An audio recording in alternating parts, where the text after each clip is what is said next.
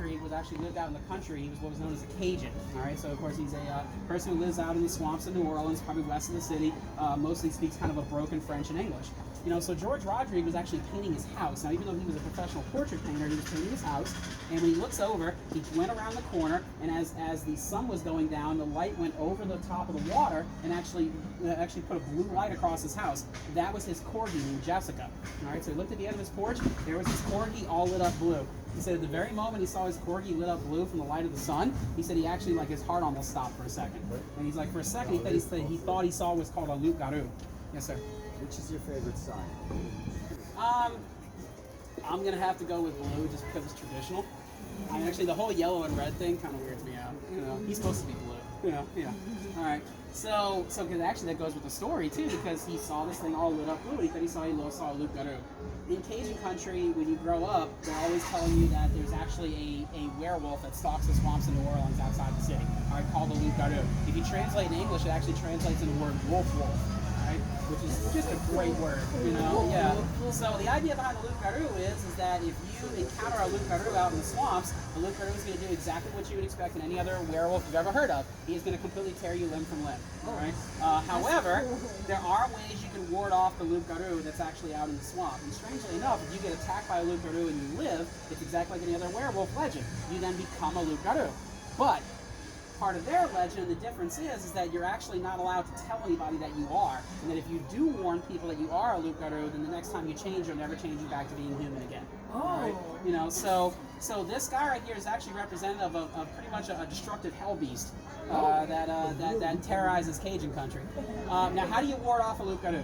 All right, now this is the part you're not allowed to ask questions. All right, okay. So what you want to do is, the loup-garou, like a lot of other creatures, actually have what they call a compunction to count. All right, you guys have seen the Count on Sesame Street? There's a reason why he counts.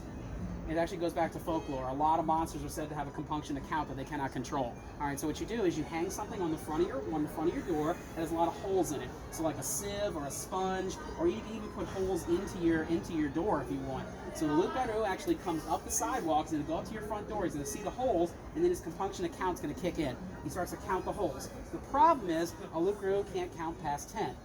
So once it gets to 10, it's got to start all over again. So you don't ask questions, just go roll with it. All right, so once it gets to 10, it's got to start all over again, right? But this is what you did. You armed yourself already.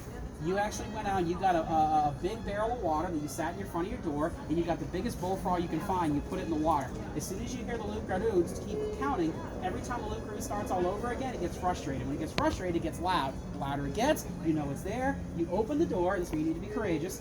And you take the bullfrog out and you throw it onto the loup-garou. When it touches it, it will run away. It will never come back to your house again.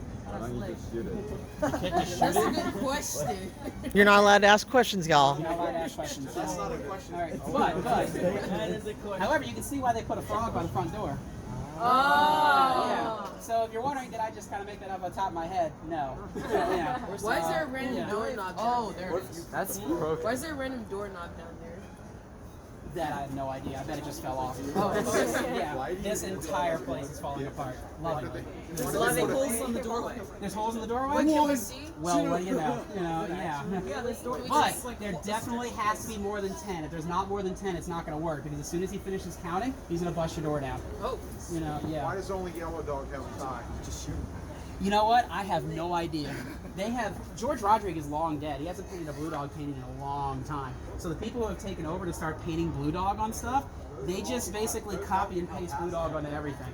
Also, if any of y'all really are into like politics at all, you may have heard the term Blue Dog Democrat. Blue Dog Democrat usually refers to a Southern Democrat who usually has a tendency to have more conservative views. And the reason why is because our local congressman was named Charlie Melanson. He had an original Blue Dog painting hanging up in his lobby. When they would actually get together and do their caucus meetings, they would caucus under his Blue Dog painting. So they started calling them the Blue Dog Democrats.